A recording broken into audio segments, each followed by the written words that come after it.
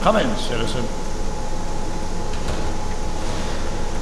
Martin McFly, age 18, resident of Sector L, Father George, Lorraine, president of Gina Brown Game, recipient of a full-ride scholarship to Strickland College, winner of the Courthouse Challenge to Portland Award, 0 demerits until this morning. The obvious question, Mr. McFly, is, what happened to you? What happened to us? What happened to him? Jesus Christ, Doc, what happened to you? Doc, interesting. You regard me as a doctor, indicating awareness that you're suffering from some variety of mental disorder. That's a hopeful sign, Martin. Of course, I'm not actually a doctor, but I do have the tools to turn you around and put you back on the road to societal normalization. Shall we begin with a few questions to establish a baseline? Okay. Whatever. Let's get through this nonsense so I can set you straight. You'll set me straight? Explain. Yep, the town is not supposed to be like this. This whole crazy world you've created, it's totally mental. There's all these stupid rules and everybody's acting all weird. My dad's turned into this creepy snoop. Mom's completely pathetic. And Jennifer's kind of scary. And Biff, it's like he's a zombie or something. And it's all basically your fault. So you believe this interview is really more about me than you? Yes. You went to all this trouble just to deliver a message to me in person? Yes. Cry for help, as it were. Yes. No, wait. Tell me, Martin, is your mother on the sauce again? Yeah, this is not about her. Forget my mother. She's not the issue here. Don't ever forget your mother, Martin. Your parents are your superiors, and respect for one's superiors is absolutely essential to the Hill Valley Order. I'm surprised your father hasn't set you straight on this point. He's shown himself to be a very obedient and cooperative citizen. Yeah, he's a little bit crazy.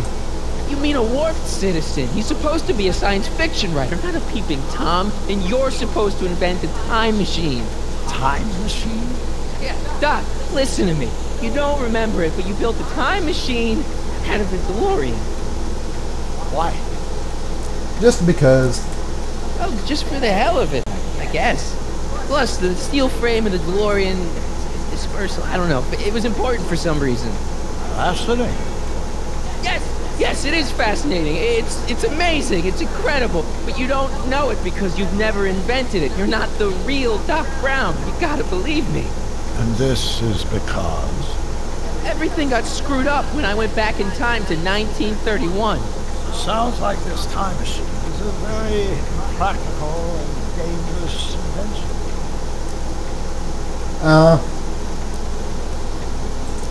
Yes, I mean, no. What I mean is it's messed up a lot of things. But first, it made a lot of things better.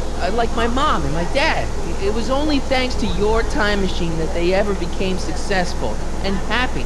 So we're happy. But they're not, because you summoned me back in time and somehow your timeline got messed up and everybody else is along with it. I see. No, you don't. Think back. Don't you remember me? We knew each other when you were 18. I'm Harry Callahan. Incredible. This case is more serious than I'd imagined. The boy has fabricated an alternate reality. Yep. This actually is the alternate reality. No, this is the alternate reality. My reality is the real reality. Calm down, Martin. I'm not blaming you for anything. The failure was ours, not yours. Obviously, there was a drastic flaw in your social conditioning. Yeah, you don't understand. No, I don't understand. But I want to. I want to get at the root of your problem. Keep talking. I like all these choices. They basically, Take your time. Look around the room. Perhaps something here will stimulate your memory. Yeah, there's only a few things here. I can't tell if it's a guy celebrating a touchdown or chained up in a gulag. Glass half full, Marty. Half full. You know, I think working behind these clock gears would be a little bit annoying. Wow, that is cool. The sound, it's kind of lulling.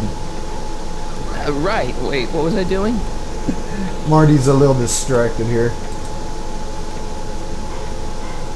It's all the same stuff I saw on my dad's monitors. I think the whole town is under surveillance. Surprise, surprise. Doc, I mean, citizen. No. Focus outward, not on me. Use the objects in the room as points of reflection, just to observe your thought process. Actually, there is a couple of deals that Marty can use from his inventory that Assistant Brown will interact with. One, his notebook. Check this out, Doc. It's all your notes about the flux capacitor, your greatest invention.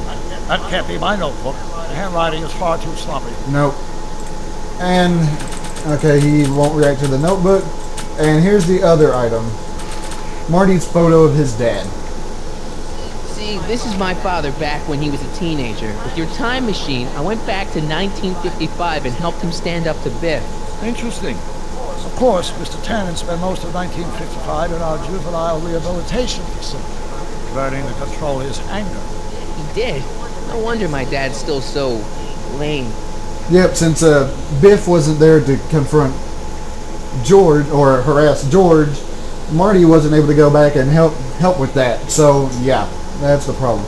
Okay, now the stuff that you can use is, first thing first will be this portrait. So that's what Judge Brown looked like. I never actually saw him. Of course not. He died before you were born.